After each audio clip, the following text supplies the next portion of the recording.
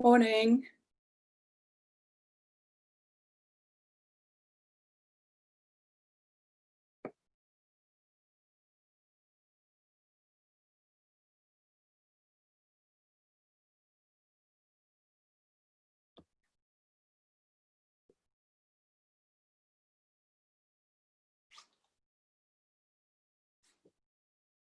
Can you hear me, Tony?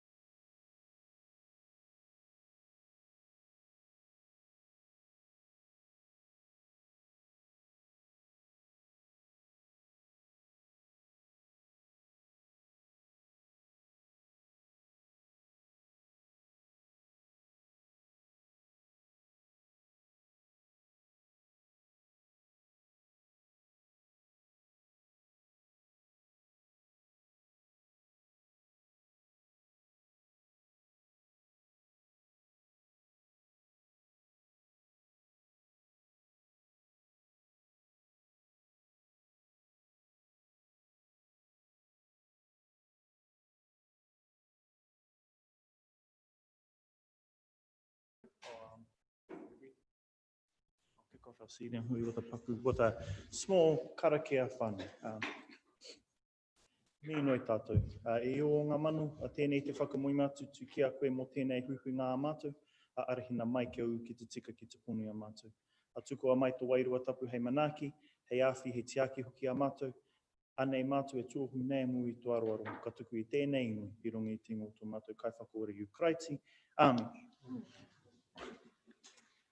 I'd like to just note that our worship, the Mayor is attending via Zoom. She is currently Māwiwi at the moment, but still present here and still on the board. And today it's my pleasure to be chairing our CDM group. So go through our apologies. Do we have any declarations of interest in regards to today's agenda? Go to. Oh, no, well, we have Councillor Foster now down as a leave of absence, so I'll bring him up as a leave of absence when I get to item number 4. Confirmation of non-confidential minutes. Sorry. Oh, happy to move, so moved by Councillor Wilsnott, second by Councillor Burdett. Any matters arising?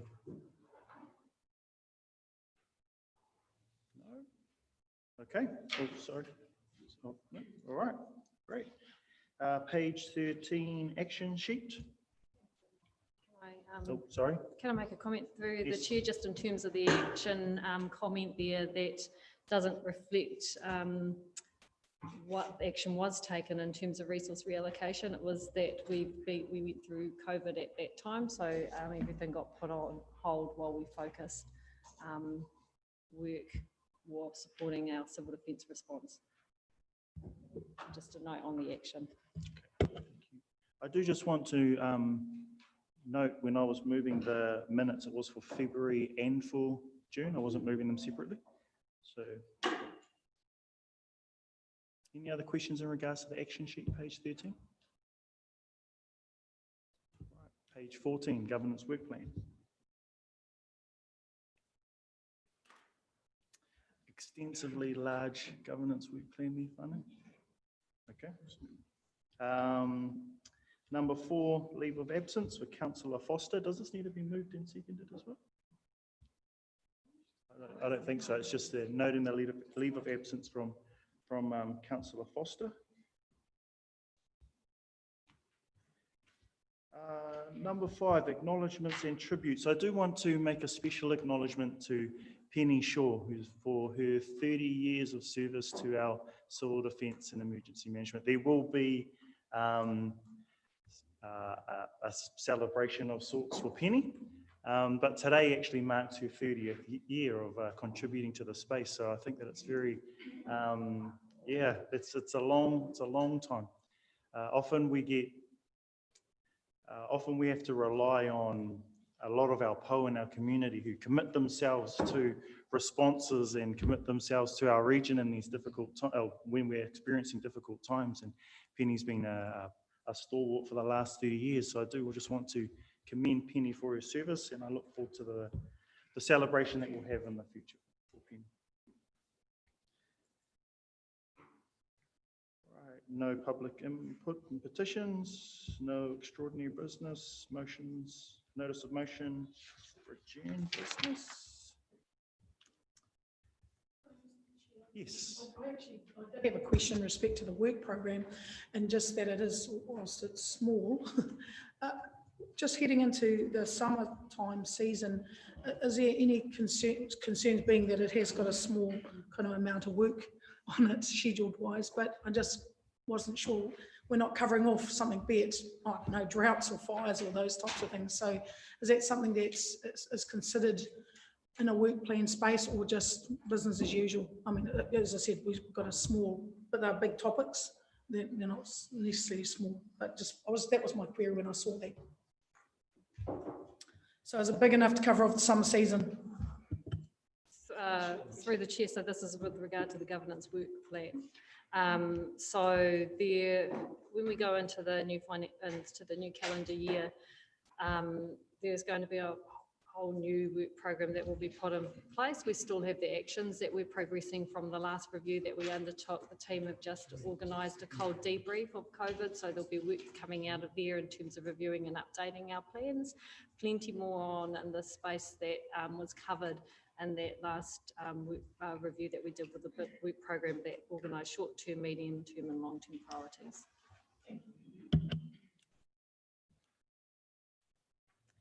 Okay, so moving to page 15, Tairawhiti Emergency Management Office Manager's Report.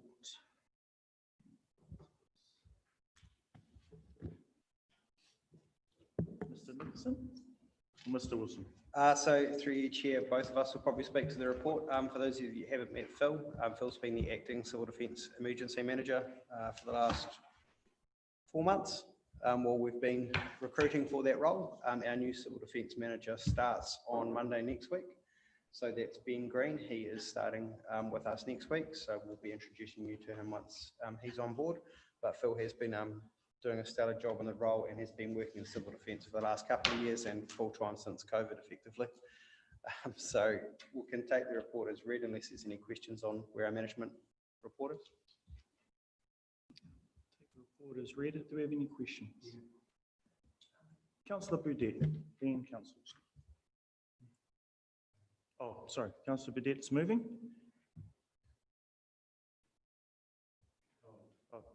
Councillor Sheldrake second the report. Councillor Wolstep, you had a question? Then Councillor Seaman. Yeah, I guess my question was just around our communications with regards to the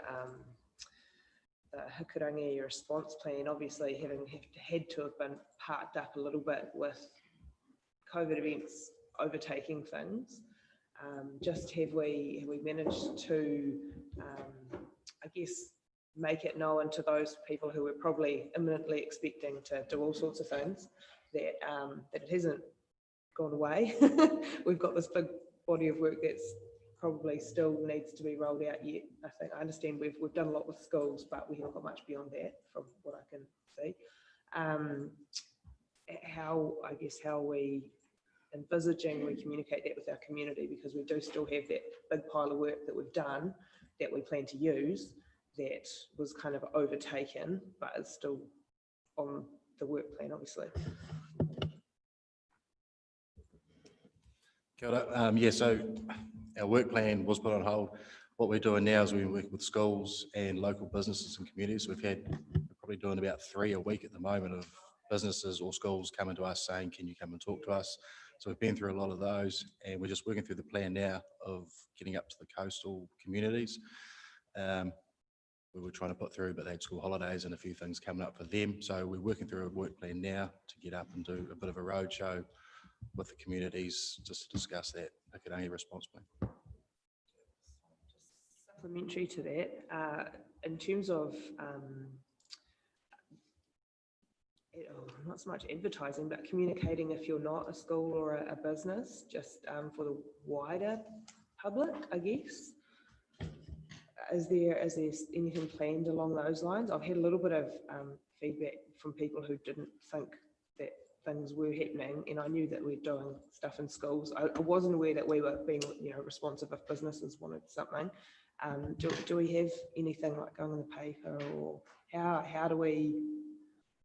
Maybe I'm just rural and I haven't seen it, but I know that we've got all these plans of where you're going to go if in the event that Is it just, in a business in school as you come to us way, or is there a more overarching plan? No, I suppose there is it has been through COVID that you come to us. We're working now to get up the coastal and then work out to the rural in town, and there will be more communications that come out. We've done a few library presentations. The communications on that were out there, but the attendance wasn't the best. So it's just an ongoing plan for us to keep engaging with the community and get some communications out so that we can actually target everybody. Councillor Seymour, then Councillor Dowson. Thank you. My question does relate to the Hikurangi response plan, but it's not the same question as Councillor Worsnop's. We were one of the properties where those scientists had those measuring devices embedded for a number of months over a period of time when they would, relates to 21, item 21 on page 17, doing that Hickory boundary plate work, and had a ship out in the sea measuring activity out there, but it seems to have gone desperately quiet. And the council officers know, I understand that what might be some issue around their funding, because that was a very big piece of work with measuring devices and a line across quite a substantial part of the East Coast. So do we know what's happened to them, please? They came and reported, if you remember, to EPNR about 18 months ago. So through the chair, that work was funded by NEMA. So East Coast Labs did that independently of us here in Tairāwhiti. So we, of course, 100% supported it. We know that a lot of the funding is being prioritised at the moment by Wellington as to what's happening going forward. So not sure where East Coast Labs have gotten to with that with Wellington at this stage. Because there has been no reporting back of any of the information that they gathered yet, is my understanding. Sorry through the chair, some of that information informed our subduction zone planning and the things that are there. The ongoing monitoring, our understanding is for them to keep an eye on for a number of years, I think, for them to be able to report trends for minor quakes and all of those sort of things. So it's part of an ongoing wider study. I'm not sure when the reporting back templates are, because it's a NEMA project, not ours. Thank you. Thank you, Councillor Seymour. Councillor Dowsing. Thank you. My questions were just in relation to point 9, I think it was. I'll just get back to the page. And it was a reference to requiring to move physical locations during the response. And I wanted to know whether we've considered an assessment of other impacts of other events, and whether we would have to be displaced or look at alternate locations for various different events, and pre-planning in that place. Thank you. Through the chair, that is something that keeps Phil and I both up at night, is around the ECC responding to different type events. So during the long-term plan, we've signalled that a new ECC is a priority for us in civil defence as to where we are going forward. We have backups at the moment for alternative sites that we would look to go to utilise if we needed to in an event that we had to vacate Awaroa, so a large-scale tsunami, for example. However, we need something permanent that we have set up that we know that we're able to go and turn the lights on and start working from. That's a huge priority for us in Timo. The issue we have is, of course, with the tsunami inundation maps, police, Fens, St John's all need new sites as well to operate from, and the hospital can't take us all, particularly you bring fire and everything that they bring with them, there's not enough space. So part of it is working through where we can go to and then where we can operate out of. A couple of other emergency agencies are going to operate out of schools, and they have agreements to set up to take over from there. We can obviously, we have a loose arrangement, shall we say, with the DHB, but it's around looking at having a permanent setup structure is a huge thing for us that we'll be having discussions through the LTP process with you all. Councillor Robinson. Morena. I've a couple of questions. Following on from Councillor Warsnop's question around the plan to roll out up the coast, can you give us some timeframes around that, please? I mean, no disrespect, but your answer was just a little bit fluffy. Is there actually a plan in writing, and does it have set dates and timeframes? And have we got liaison sorted? Not, we'll kind of get there when we get there. We'll head up the coast next, maybe. And that's my first question. I've got a second question. Yeah, just to answer that one. Yes, our team's looking at getting up there before Christmas. So they're planning on all the townships before Christmas. Second question is, there's reference in here to removing the transponders, and there's one left. And then the very last page, well, that's not this paper, but it's the same topic, talks about telemetry issues. I'm just trying to find my note. Paragraph 24. No, it's in the next one. It says based upon, so page 34. Yeah, but I'm assuming the same thing because it talks about radio or telemetry issues. Is that the same thing or is that different? So through the chair, they operate off different systems. So the telemetry that you're referring to in the next report is for our flood monitoring system. All right. It's a different network than the radio network that we're talking about, just decommissioning. They're independent from each other. We have a number of radio networks that we have across the district, and they're all quite separate with different repeaters. They might share some, but yeah, they're different. Okay, so with the last transponder coming offline, we've got an absolutely stable, reliable, region-wide new telecommunications system. The new system's far more reliable than the old system. Well, the new system is already here. It's already in use. Nobody's been using the old system for a long time.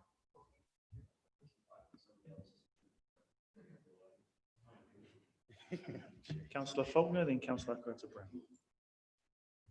Thank you. Good morning. Following on from the discussions around communications up and down our region, where are we at with Community Link? I know it was a PC thing that we were working on, in other words, pre-COVID, but yeah, where are we now? Thank you. So through the chair, the Community Link we've been working with around the Hikurangi response plans, and a lot of those community hui have been with them. So Community Link, we have a very, the team is still in constant communication with them. One of the priorities for the team for this year, once Ben's on board, is re-establishing the Community Link and looking at progression planning and also continuity for them going forward. Particularly, there are a couple of our longer serving members that are looking to bring in through the next generation. I think I'm allowed to say that of my whananga up the coast. So working through that with them and what that looks like and what those handovers and who the replacements are going to be is the process, their focus for us going forward in the next 6 months, to make sure that we've made sure that the right people are in the right positions with the right training and the right equipment at the same time. So part of that is around Phil and the team have been going through checking who actually has physical radios in their homes, for example. How well trained up are they? Do they know how to use them? Uawa, fantastic, because they use them all the time. They've got a really good system in place. They have unfortunately too many things to practice on. However, for other areas, it has been someone was given a radio and said, if this goes off in an emergency, you know what to do. So we need to work through that and upskill a lot more than what we have now, which the teams are really keen with. We're working with Whangara around their community link that they want to establish separate from Uawa, and then also Whare Kahika are looking to stand up there as well, and working with them around what does that mean, what are emergency levels, when would we engage with you at what type of rain event or earthquake, and those things going forward. So we've started those conversations. So where are we at out west and down south? So out west and down south, we need to work back through with those communities who don't have as established community link as we do. I'm sorry to keep referring to Uawa, but they're the ones that we use the most. We're in constant communication with each other, for better or worse. So it is re-establishing who has what and where, so that we're able to do that going forward. But that's something that I've tasked the new manager with picking up once they're on board. I forgot to say thank you. Sorry, Councillor Brown. We've asked staff to bring back a report in regards to what's progress, what capability looks like out there at the moment. Councillor Brown, sorry.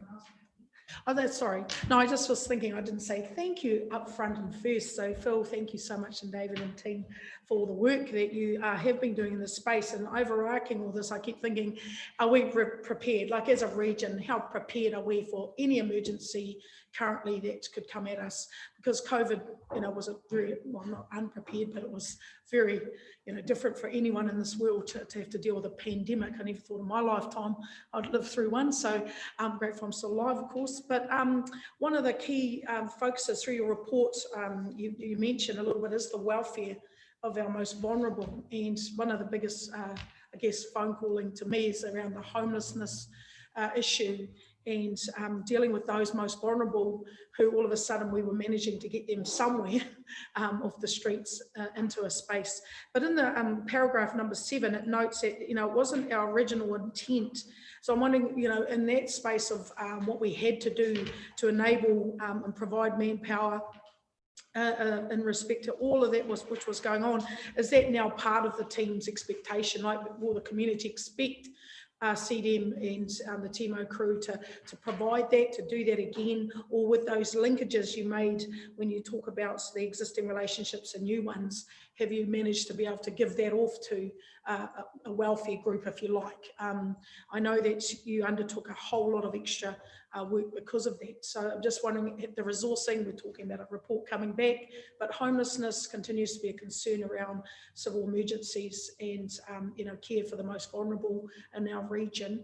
How have we leveraged that, and is the Rau Tipu Rau Order report a continual framework? So through the chair, welfare is front and centre for what we do in civil defence emergency management. It's looking after our community and whoever is vulnerable, depending on the event we're responding to. When it comes to our homeless and taking care of them in an emergency, there are a number of agencies that work as part of that in peacetime, and part of our response during COVID was to communicate with them, find out where we needed to help plug some gaps that were there, and then move forward. During level 3 to 2, when we went from 3 to 2, there was a transition out of civil defence, taking care of welfare needs for our community, and that was handed over to MSD, and they're the lead agency because in normal times, MSD is our lead agency there.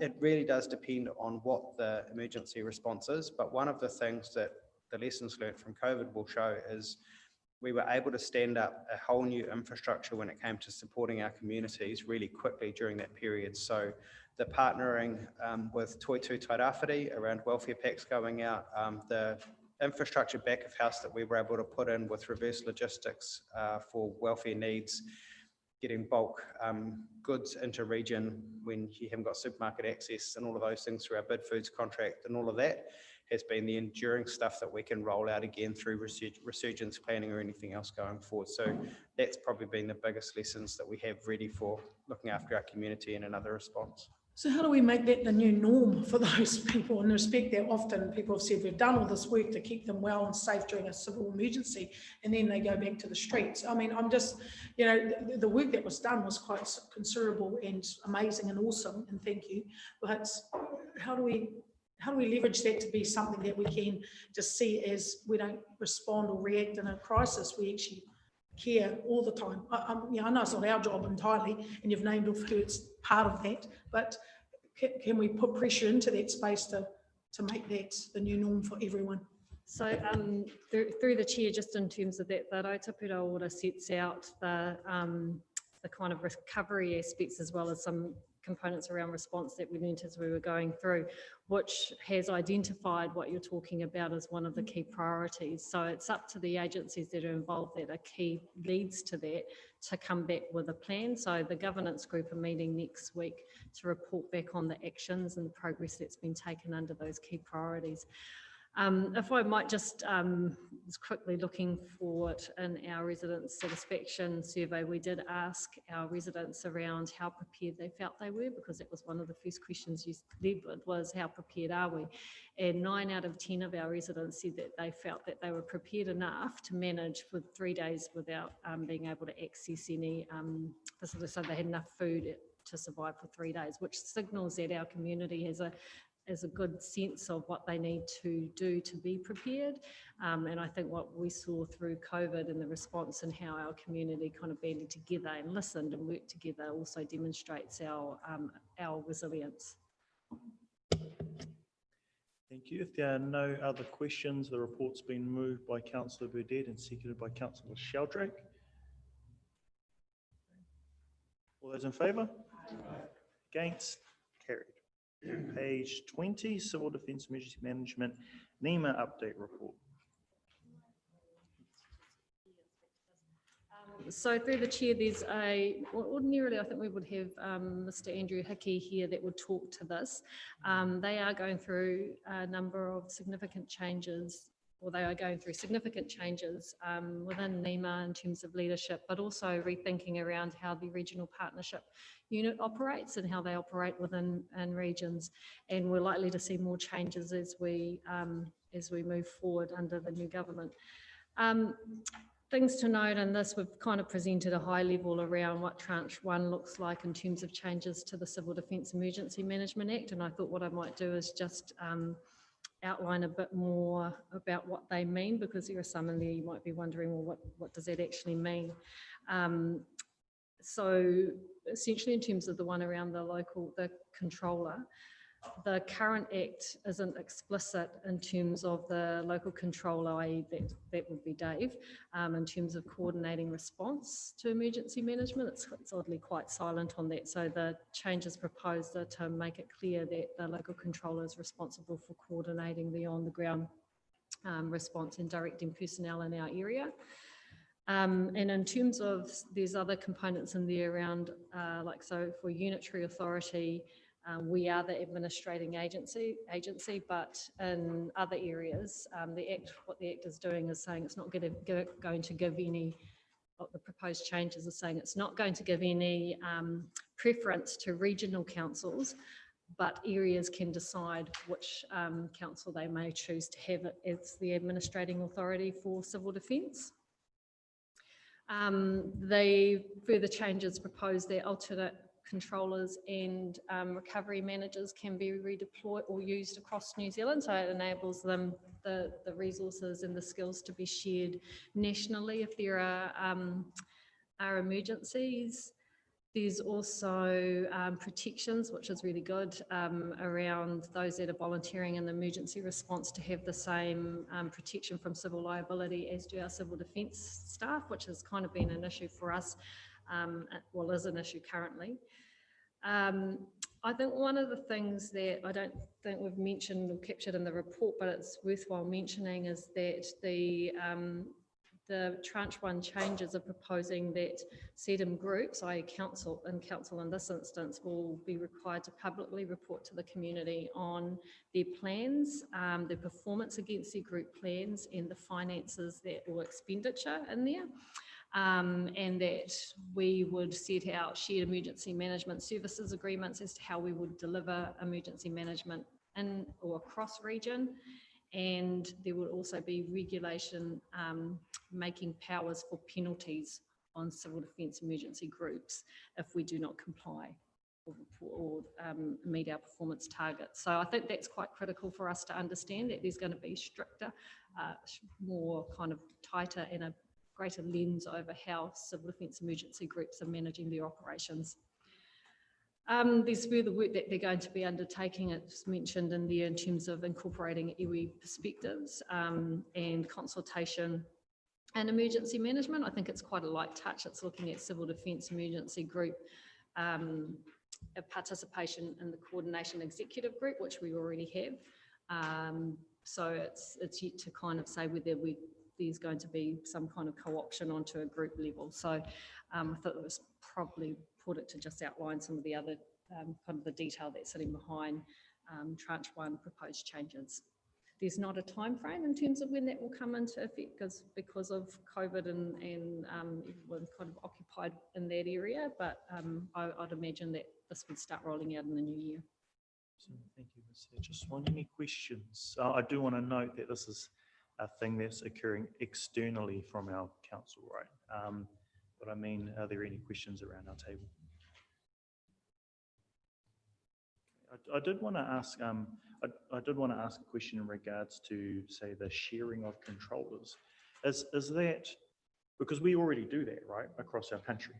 And so is this saying that the legislation didn't line up with that sharing practice and that they're changing that practice, or is this going to be something that's a bit more compelling, a bit more forceful in sharing? Yeah, so civil defence emergency groups are required to name their group controllers and group recovery managers. So in different areas, they would have named group controllers or group recovery managers. I'm only assuming that through this change, that would enable your alternate controllers to then be an alternate controller in another region, not by name under a plan, so it'll give them that status that they would otherwise be afforded in particular regions. Okay. So, for example, we do send say Dave went over to help out in New Plymouth, for example, he would not have that status. He would be there in a voluntary capacity. Right. Whereas through the change in the Act that would enable the status to go with them and the powers that are afforded under that. Right, so it's more about the status being moved with them rather than someone else yeah. going, rather than being voluntold instead of Correct. volunteering. Yeah. Right, okay. Questions? Councillor Wilsnott? Super quick one. There's this letter in here that refers to a report being drafted. Do we have any idea when that report will actually arrive? No, that's a good question. We were interviewed a couple of months ago. Yeah. So we're just waiting to hear back from NEMA where the timeframes are. They have just told us there's another round of interviews that are going to happen. So we've participated in the 2-day debrief. There's been the interviews that we were all part of, and now there's another round of interviews. So we're just still waiting to find out when it's going to come. So the report being finished in September is not entirely accurate. Probably through the chair worth mentioning that at the moment we've also got our man Richard on site, that he's undertaking a cold debrief with the team. Yeah, so after the fact, yeah. Any other questions? If not, do I have a mover and a seconder for this paper? Moved by Councillor Akowatsa-Brown, seconded by Councillor Wilsnott. All those in favour? Against? Carried.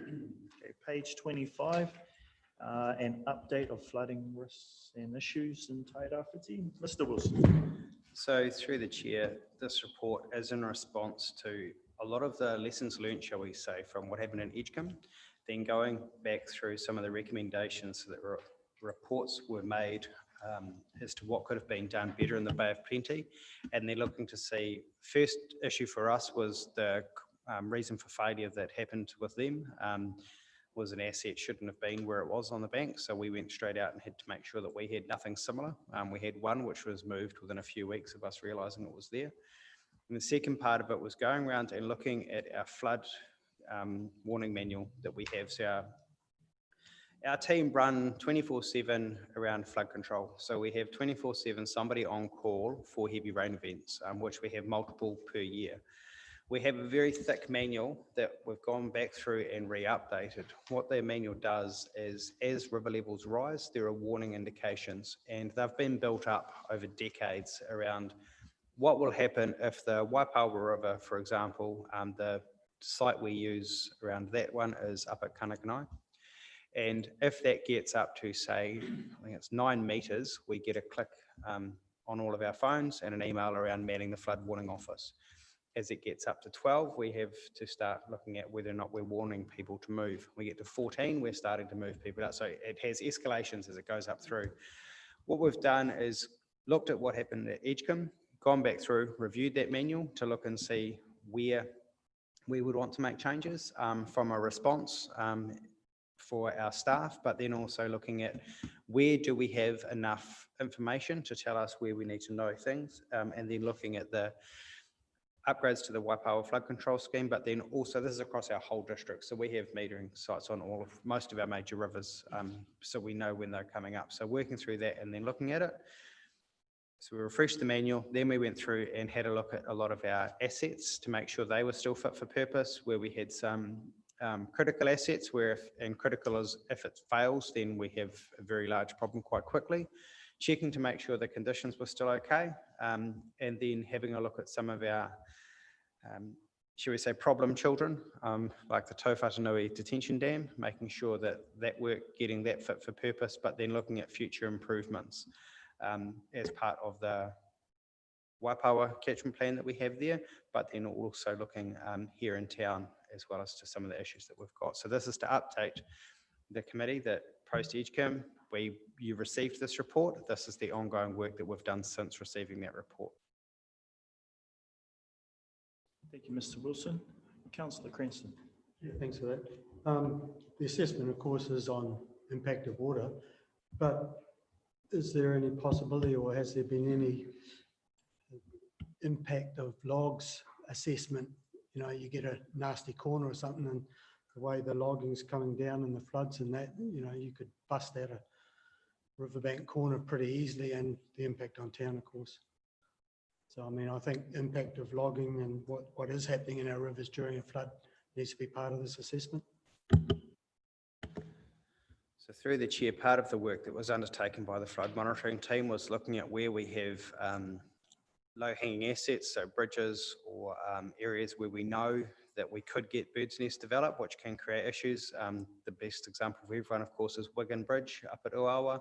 You saw what happened there. Once that blocked, it was a huge issue for the water, which then started going everywhere it shouldn't have gone. Part of the work that the asset management team and Land Rivers and Coastal are doing are going through and making sure that these floodways are clear so that logs don't have areas to jam up where we don't want them to. Part of that best example would be on the Waipawa River. I'm just using it, it's an easy example for everyone. We have a lot of poplars and willows that are planted along through there. We have a team that goes through and culls those to make sure that we don't have areas where they can snag, particularly on corners, or where we have assets that are buried in the ground through them so that we don't have some of those issues that you're talking about. So that's part of the Land Rivers and Coastal's role, is to look for areas where we can get snags. And they have made some recommendations about raising some assets, which is something through the infrastructure strategy that you'll start seeing, particularly for Waipawa again, because with the flood control scheme lifting everything so high, the railway bridge and the big Waipawa bridge by the roundabout there, those will be low once the flood control scheme is finished. They will need to be looked at being raised or something happening there.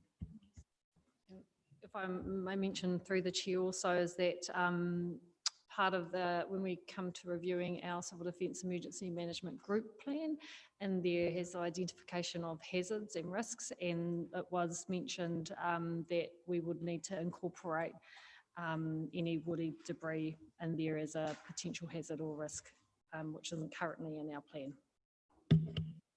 Thank you. Councillor Seymour and Councillor Dowsing. Thank you. Thanks for the report.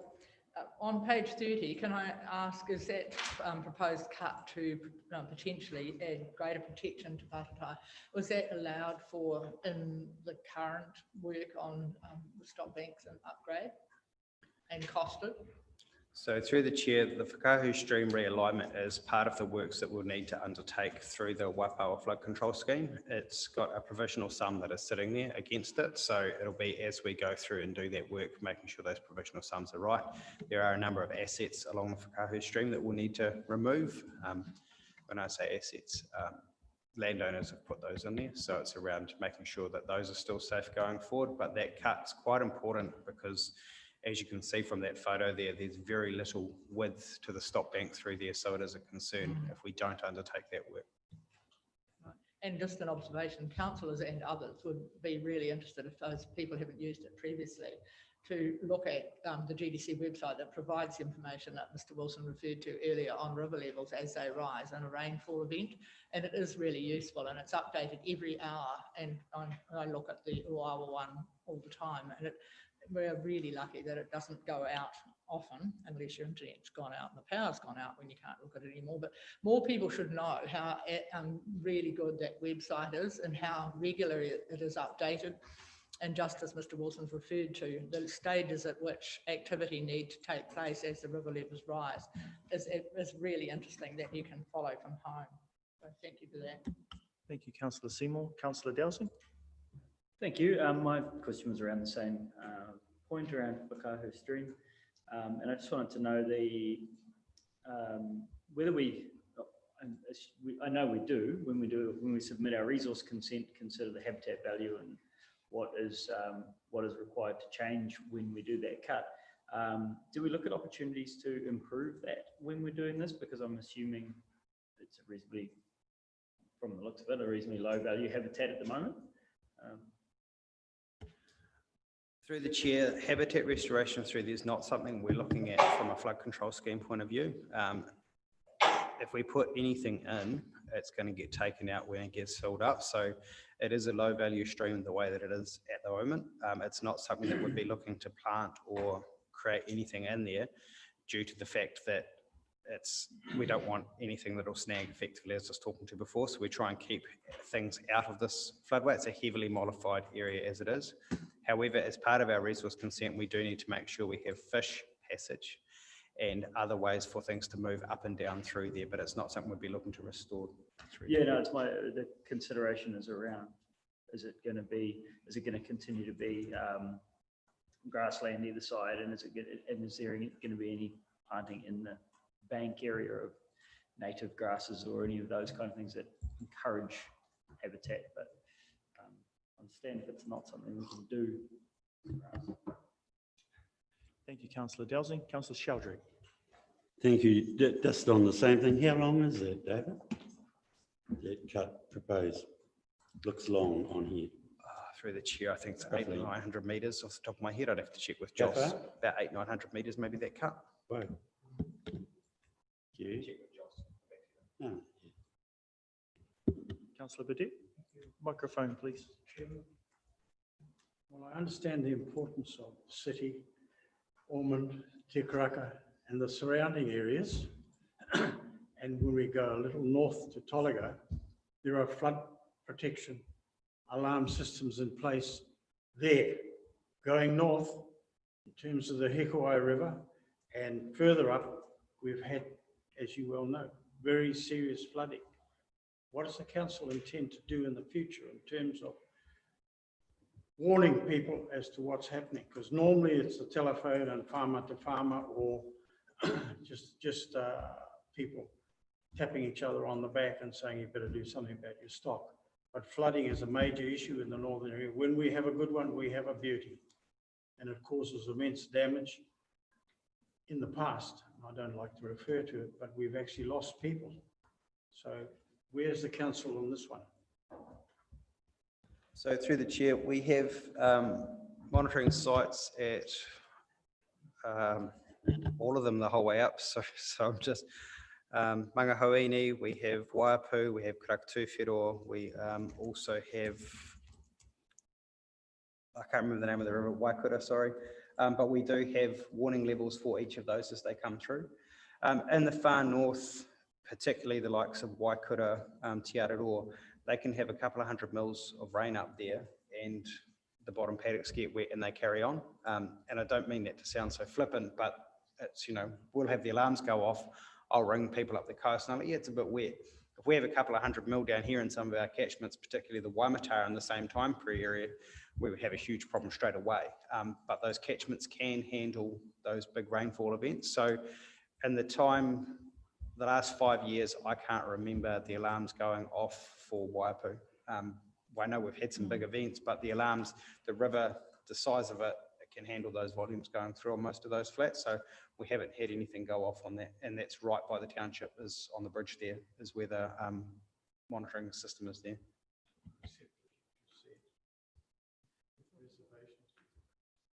Thank you, councillor Burdett. Councillor Carter-Brown. I've just been reading through some of the reports you've written up regarding question and answers around flood events, the rain event that did happen. And one of the notions of people have asked, why didn't we get a warning about the storm? Just wondering with the whole review space, etc. It says in here that Met Service didn't predict it. So they haven't got someone who works in the office going, I predict this is going to happen. I mean, is that changing? Is that space becoming more technologically advanced as to what we can predict and can't? Because we know, living in this region, that the key risks of storm events, as we've cleaned up after, but where does that sit for us in respect to, we've got a bigger agency that employs people to send through data. It wasn't declared an emergency because of this and this, because those are all the questions that we were posed and great answers provided.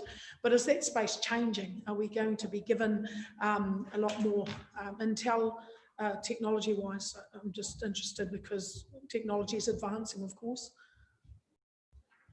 So through the chair, we have a daily update that we get from the Met Service as a team. So we get an update, any severe warning, watch, heavy rain warning, all of those things come through to the team.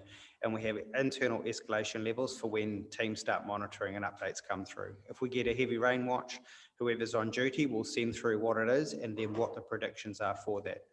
When we say predictions, we have a computer modelling system that sits outside that we use internally. So we take the forecast data, so we take the rainfall that's happened today, then we take the forecast data from NIWA, and then we put that into our system that then tells us where we think our river levels are going to go.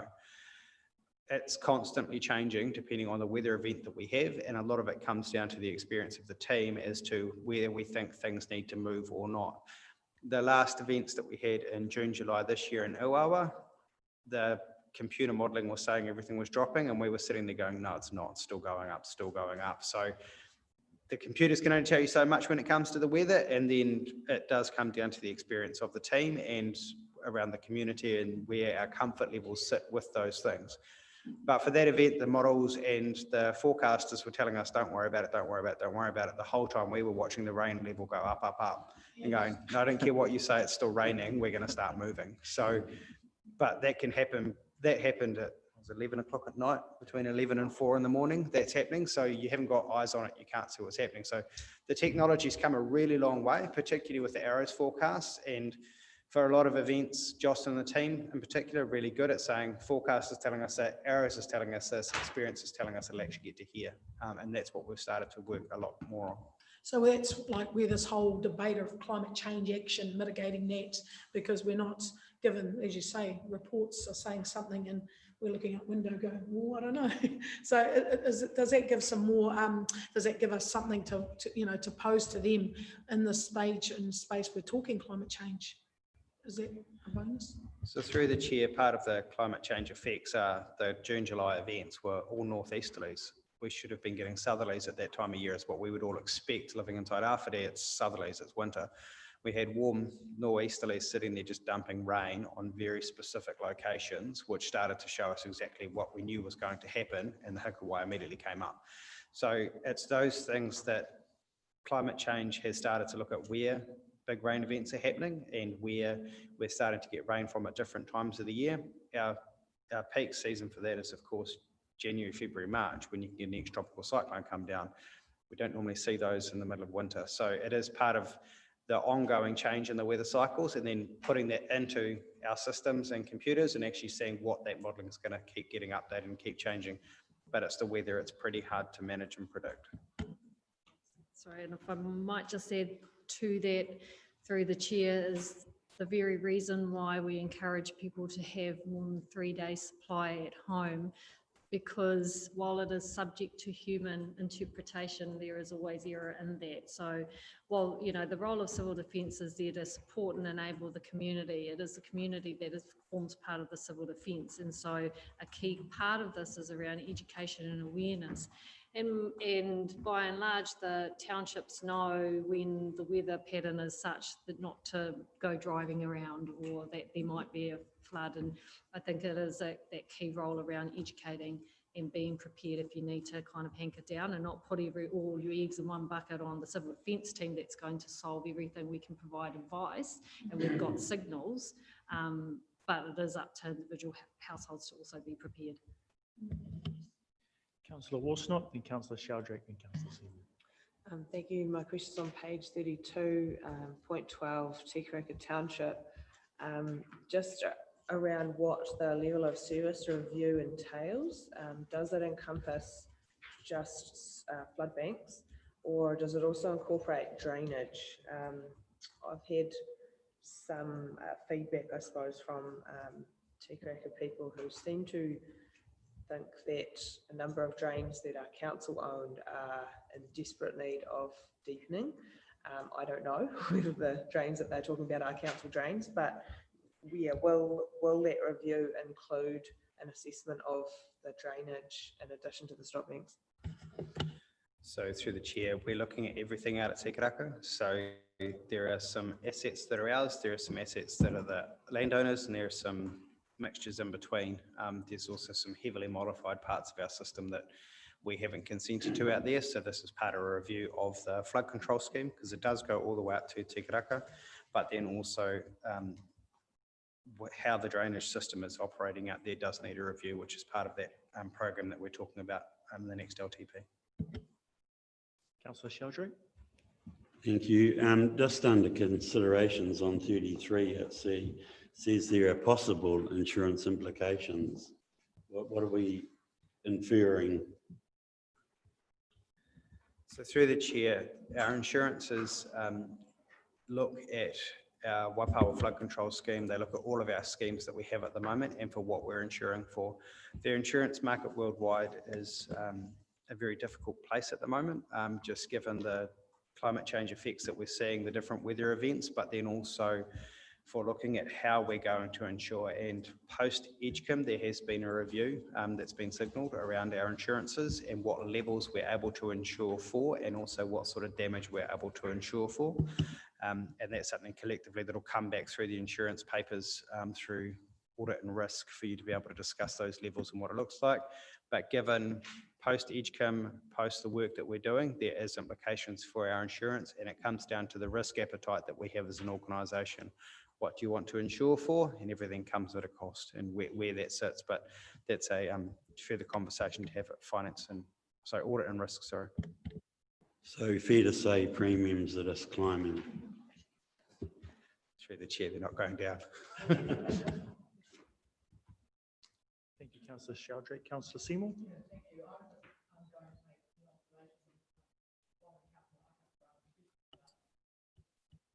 Microphone.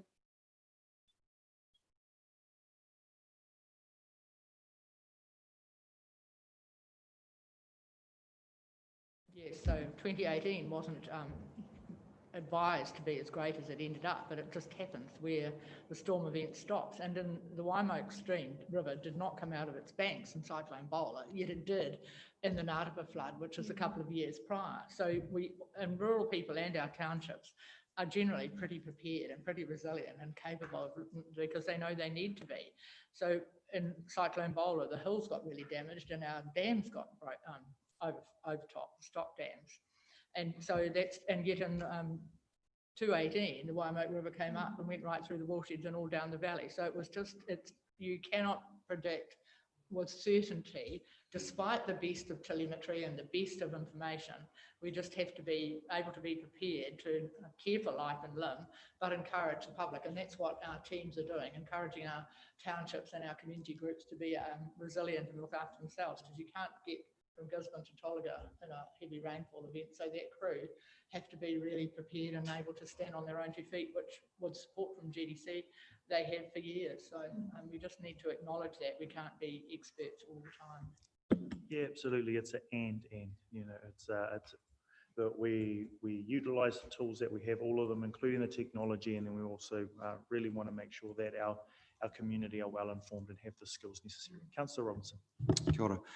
Just following on that and Nadine's comment about having 3 days worth of kayak, et cetera, in the event that our city was hit with a tsunami, and obviously our supermarkets are gone, et cetera, has there been any thought put into a stockpile, a not immodest food stockpile that sits outside the inundation zone, which can simply be replenished on a monthly basis so that stock doesn't age and go back into the supermarket chain? But has there been any thought around that? So that we could in fact have stockpiled a warehouse of food sufficient to, you know, really feed the city and support our region for weeks, not days. Through the chair, it's something that hasn't been done across the country because the cost of keeping it up and keeping things current outweighs the benefit of what we have to do. In a large-scale event that you're talking about, Councillor Robinson, that's when we would be looking for external things to be brought in by helicopter to region, but also if we're talking weeks, people are leaving the district. We would not want them kept in district any longer. So if we had a mass-scale event where we lost the Gisborne urban area, we would be looking to move people out of the region as quickly as possible because we would have no infrastructure. So it would be very much around relocating people to other districts would be the focus of what we're doing there.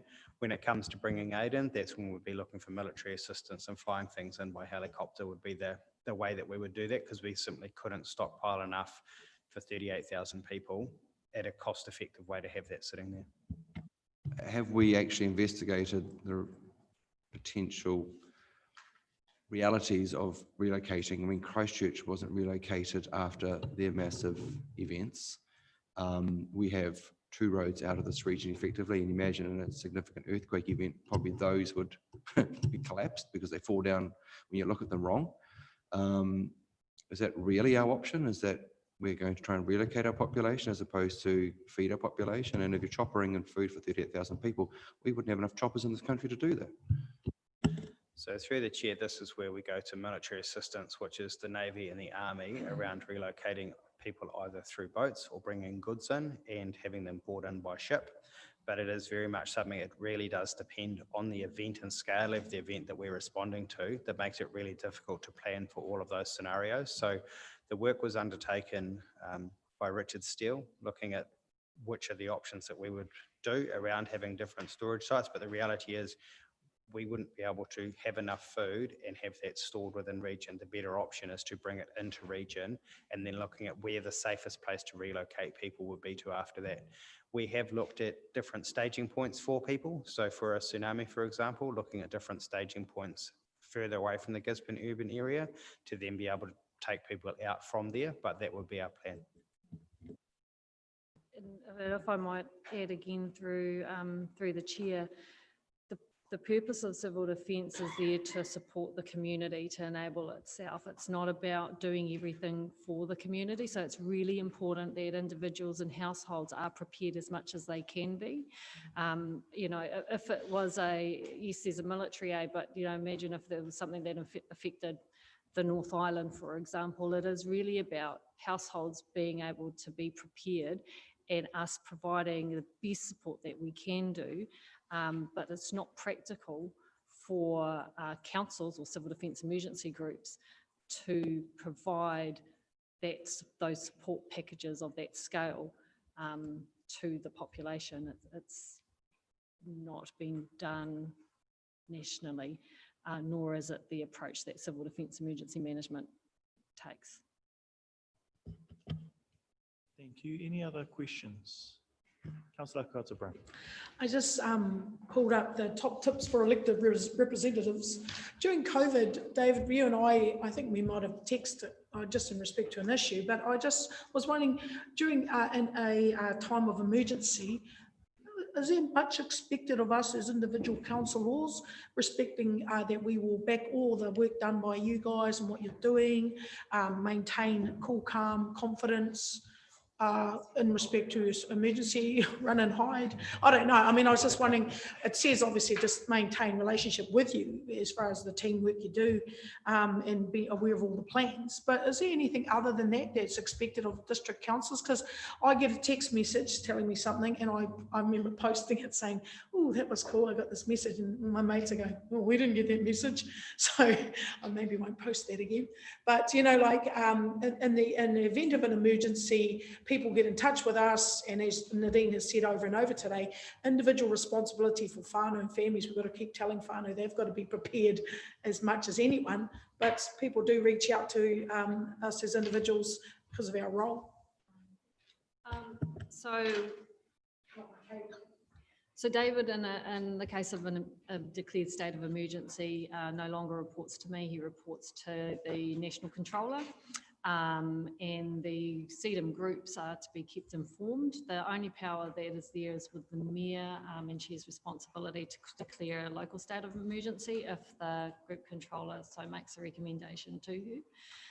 Our role, however, is to provide you with some, you know, regular communications, and the best thing that we can do to support David is to keep out of his way and let him get on with his job, and to not direct all questions to him, that they come through me, and then they get fed through, and we're responding in a way that is consistent and clear, factual, for elected members or for the CEDM group to be able to communicate. We really try to have one source of the truth, and because that does save inconsistent messages getting out there, or councillors being contacted by the media and different stories going there. So I think, I mean, David can speak from experience himself in terms of what he needs as a group controller, but we've tended to find that he's best focusing on doing what group controllers do rather than getting caught up in, you know, responding to day-to-day questions that elected members may have.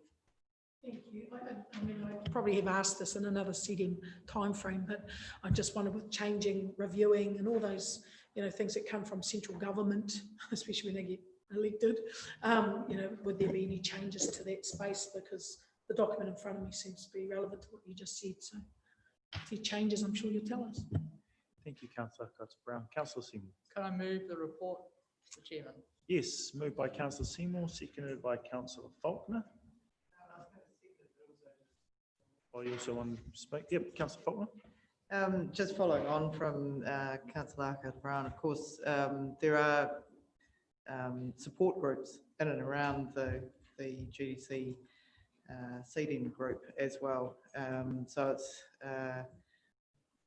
there's plenty of opportunity for elected members, I think, to assist with information in and out without overloading those who actually sit at the top of the tree when it comes to controlling a situation. So I guess it's a vote of confidence in the welfare groups and the work that's done prior to these events, that we all feel supported during the events. Here, Councillor Faulkner. I do think back when we had the snow event and the power went out in the region and then both roads went out. So we were heavily isolated, and what I was really grateful for was how quickly our community actually got together. The amount of community barbecues I saw, people offering to do hangis and people like just contributing to those things for their communities and for their little neighborhoods. I was really proud, I think, of some of the organizations who offered, who had generators, so they were offering people to charge up small devices and access to their Wi-Fi and things like that. So people were like just getting together, and I think that's kind of what we're talking about. We're talking about a bit of an and kind of thing, having those right plans, those right resources, but then also really pushing that out to the community about being quite tight-knit. So I'm going to put this paper. So we'll have a mover in Councillor Seymour and a seconder in Councillor Faulkner. All those in favour? All those against? Carried. That ends the public section of our hui. I will move us into public excluded, and then we'll break for a cup of coffee. I'd like to thank the staff for today, and also I'd like to thank the councillors for their participation. Thank you to Alice from the Gisborne Herald for all your attendance, and obviously any people that are viewing online. Thank you very much for your participation in this hui. Do I have a mover for public excluded? Councillor Burdett. Seconder, Councillor Sheldrake. Thank you very much. Oh, sorry. Yeah. Are those in favour? Aye. Against? Carried. Thank you very much.